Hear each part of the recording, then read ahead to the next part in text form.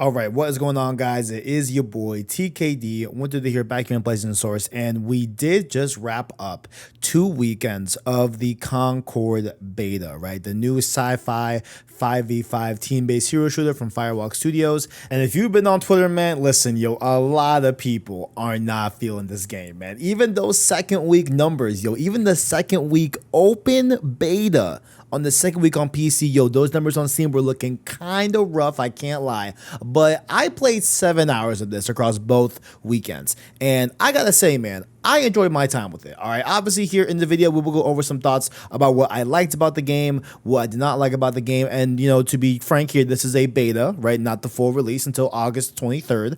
But I will go over those two good and bad points, as well as some things that I hope to see when the full game releases on August 23rd for PS5 and PC, and some things that I hope that they keep in mind going into the full launch phase. So without further ado, let's go over how I feel about Concord and what I'm just not seeing about the overall talk about Concord.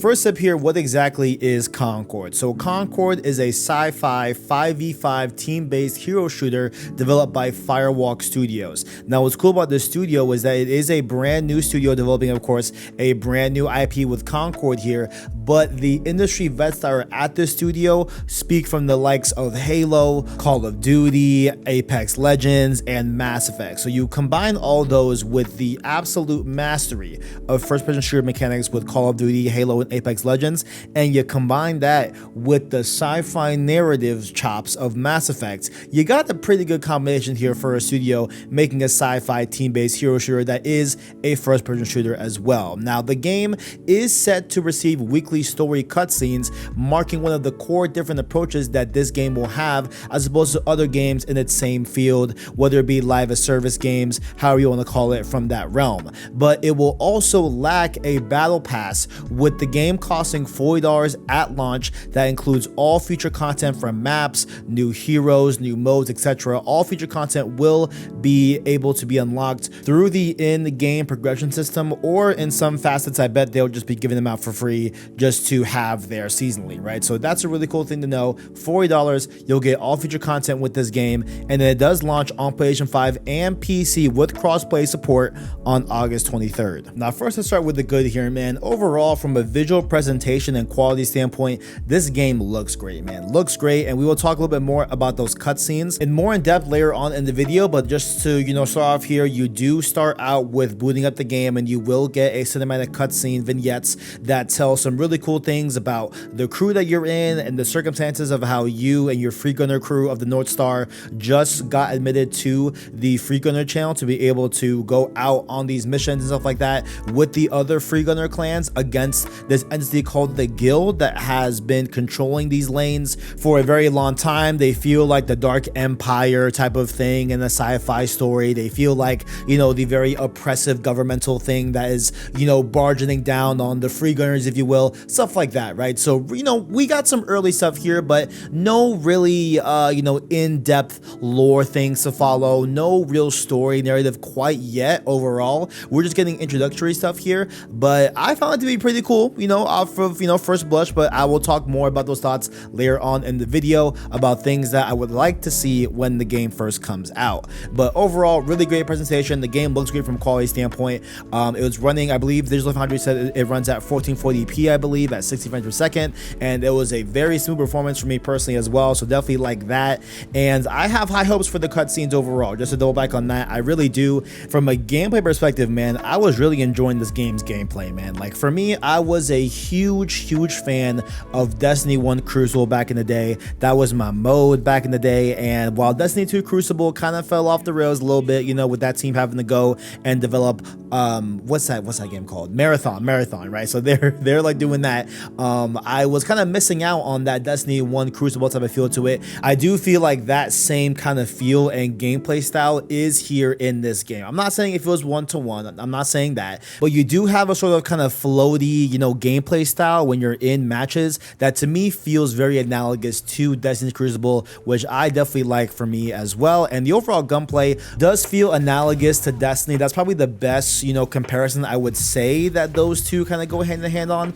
But overall, to me, the gameplay from a shooting standpoint, from a shooting mechanic standpoint, does feel really great to me. But what really ties the bow on the knot for me personally is these character abilities, man. They all feel really well thought out. So you have about 16 characters that you have different, weapons for, different abilities to master and stuff like that. And they all kind of weave into each other very well. For example, we have Teo here, where he's able to have a smoke grenade, but his sights on his main rifle and his sidearm will be able to see through that smoke. So what you could do is, even though he's not the most, powerful character or the most, defensive character in the world, what you can do is you can blind the enemy with the smoke and see through that smoke to get the jump on those enemies where they can't see you through the smoke, but you can see them with your sights. And so I feel like there's a lot of really cool ways to interplay with that class, as well as having the ability to, if you do get caught up with Teo, right? Let's say the enemy, smoke starts to dissipate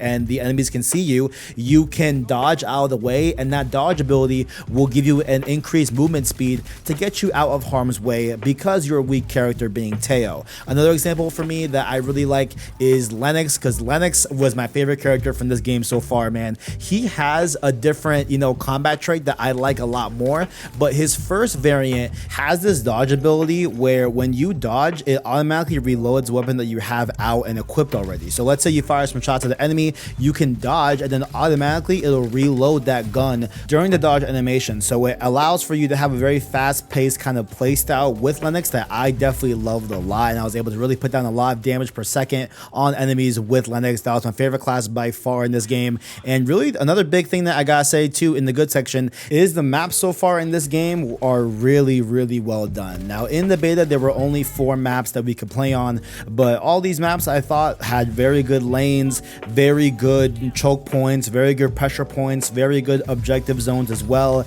They had pretty good placement with some of the health packs. I would have maybe done with a little bit more health packs, maybe just 1 or 2 each map, just a little bit more. I did find there were some areas where I had to go and hunt for a health pack in the map, but overall, man, I really enjoyed it. They also had really good anchoring when it comes to respawn nodes. They had really good, really strict, really tight, zones for respawn, and it wasn't like COD, where sometimes with COD you might have it where these spawns flip too easily, and that creates for a more chaotic and less kind of uniform match when you're playing in the game. But here they were very anchored, very strict respawns that I much more prefer, as opposed to the more flippy respawns that you might have in Call of Duty. And just like how the cutscenes look great, the characters look great, the animations look great, I mean, these maps look great as well. A lot of punchy colors in there.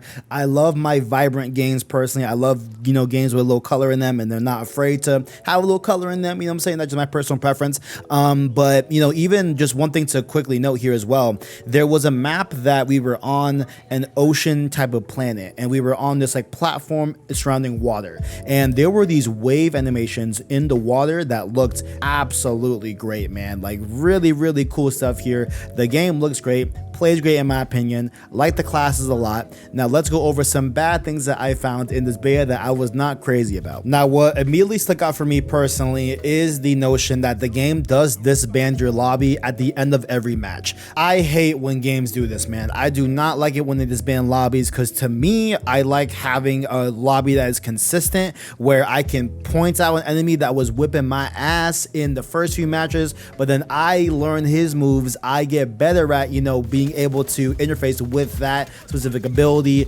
with that specific class setup that he has, that he was owning me on before, and I can finally overcome that. Like, I think that is a very, very critical thing to the multiplayer experience, in my opinion, that I don't like having these disbanding lobbies that just really just negates that, because you're always getting fresh players every time, which I guess is cool because it offers a little bit of diversity from game to game. I guess that's something that you could argue, but overall, I just don't like it. I would rather have these lobbies stay together, and if you want to back out of a lobby, you can do that by yourself and exit the game and exit the lobby, right?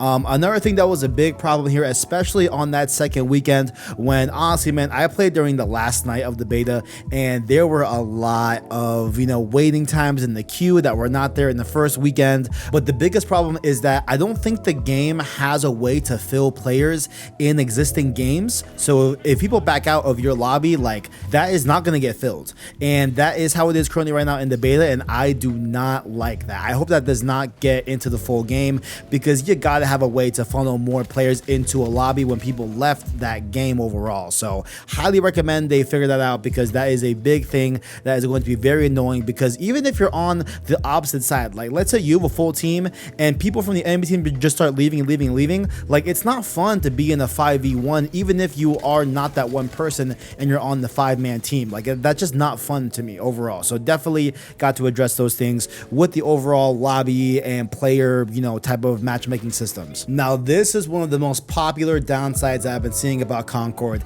and that is the overall movement speed. It is true, it does feel a little bit slow, right? Even that sprint doesn't even feel like a real sprint. Like it really does have a kind of a slow pace to it, that maybe they wanted to have a more tactile, more deliberate kind of gunfight to gunfight engagements. I think that might be what they were aiming for here, but overall I think it does kind of negate the overall pace of the game. And you know, I'm not talking about, hey, let's give everyone Marathon Pro, right? Like I'm not talking that fast, but I do think that we can bump up the movement speed just a little bit to make it a little bit more better and have a better flow overall from a gameplay perspective. So that's what I would say. Definitely movement speed, let's bump it a little bit, literally across the board, literally everyone, just across the board a little bit faster. I think that will go a long way. Now obviously the beta we were playing here, right, there were some balancing issues, right? I think that a lot of the classes were very viable. I was rotating with my 5 or 6 that I spent a lot of time with. A lot of it admittedly was Lennox, I won't lie.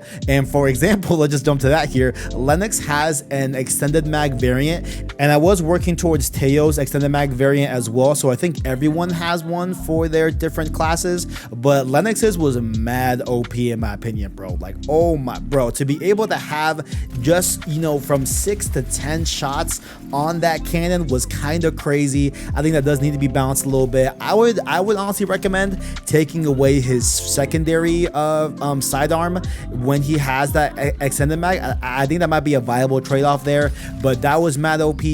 And just from the other side of it, I feel like Itzy's SMG and Teos' base assault rifle felt a little bit low on the base damage. Teo felt a little bit better in the second week of the beta, so maybe they did do some hot fixes and some balancing in that second week update that could have possibly upped that base damage in the back end. But overall, I found them to be a little bit on the pea shooter side, not the most powerful weapons to use, even though their class abilities are very great. Just those base weapons were definitely a little bit on the weaker side. So overall, I mean, some balancing generally, but that's going to happen as the game lives and persists from week to week and everything, with this being a more live service type of game style as well. So I'm not overly critical about that, but definitely balancing was needed here in this beta, and I hope we get to see it in the full game. Now, another thing that this is something that I agree that this might be a little bit nitpicky in a way, but I did have some connection issues with you know, Concord overall. I did see a lot of examples where I was kill trading, which if you guys don't know, that means when I definitely get the kill on someone, but then they kill me, and the overall server connection from when it takes my console to register that they got enough damage points on me to kill me, and their console were a little bit delayed or a little bit off sync. So we both end up dying and no one really wins in that scenario, thus a kill trade, right? So not the best thing to see in the game, but overall wasn't really that crazy to me in my opinion, but definitely happened enough times where I had to at least address it. Aside from some small things that I feel should be in the settings menu, like being able to display your connection ping or your overall connection health in the UI while you're in game, or even having like a field of view slider on PS5, because why is there no field of view slider on PS5? What's up with that? It's there on PC, but come on, man, come on, man, we gotta get us PS5 brethren some field of view sliders, come on, man. But the last thing I want to hit on here is the reward and leveling progression, which seemed a little bit slow to me. Not really so much in the core rank of your player and of your account, I guess you could say, in Concord, but the individual kind of seasonal challenges, which I mean, you know, I don't know if this is really even really a critique, because I mean, what do you want them to be just mad quick? And you know, they obviously want you to engage with the game itself. So yeah, having to work a little bit towards a specific variant like the Teo extended mag variant that I told y'all before that I was working towards, I never got that because I had to get like 8,000 damage with abilities, and with Teo, I think the only ability was the grenade as far as I'm aware, or I think you could maybe, now that I think about it later on after the beta, I could have maybe shot through smoke and that would have counted as ability damage. Not really sure, not really clear on that, but aside from really liking the way these challenges are laid out, I do think that some of them maybe are a little bit tedious, but then again, you know, they want you to engage with the game, so is that really a downside? I don't really know. But just to comment as well, I do really like the way they are broken up from the challenges, because there's daily, weekly, seasonal, free gunner, and reputation job board challenges that are all laid out very well. They all seem, you know, really cool to attain, just maybe a tad bit long and tedious in some instances. Now this next section will lead into one more really bad thing that I found with Concord that definitely needs to be addressed at launch. So these, I think, are the things that are very imperative that need to be at launch, or for some reason very soon after the game launches. The problem that I think that a lot of people had with this game when they tried it was that there wasn't any tutorial, right? Here, this is TKD from the editing bay here with a correction. I talked a lot about the need for them to have some sort of tutorial for Concord for all the different heroes, or just, you know, just to go into some, you know, type of mode to learn the abilities yourself, right?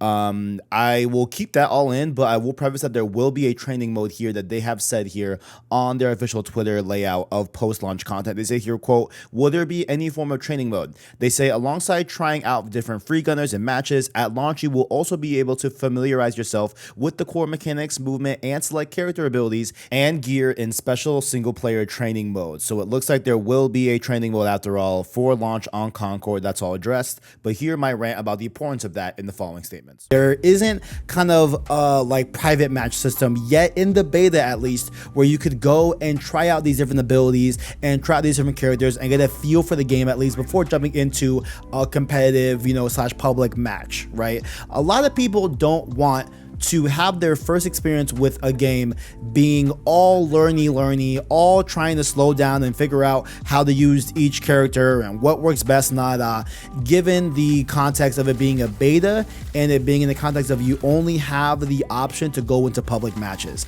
I think this game needs a somewhat robust tutorial, right? It doesn't gotta be crazy, you know what I'm saying? It doesn't have to be wild, but I think it requires some sort of little, you know, onboarding to understand, hey, each class has these weapons, each class has these abilities, each class has a dodge ability, and here's how they all interplay with each other, and here is a bit of a, you know, little just, you know, just some practice, right? Like, I think that could have gone a long way to keep a lot of people engaged and not turned away immediately after they did crappy in their first game or two and they never want to touch Concord again and they think it's, you know, the worst game to come out this year, right? Like all that crazy hyperbolic language that we're seeing here online about Concord, right? So I think definitely having a robust tutorial will go a long way, because there were actually a lot of different ways that you can go and read up about these character classes and their abilities. There were multiple points in the main menu, multiple points in the pre-menu before you get into the actual match. There's a ton of areas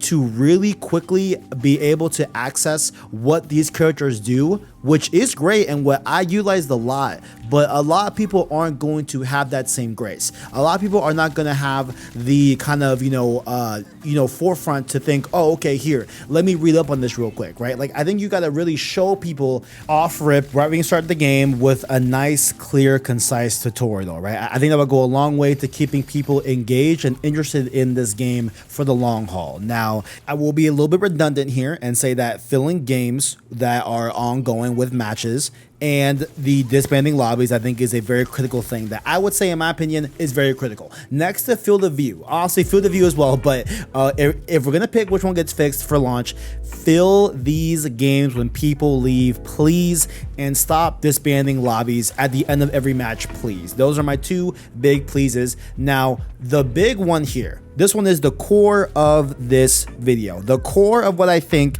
is the main defining factor of Concord is going to be this game's story. This game is a first-party PlayStation game.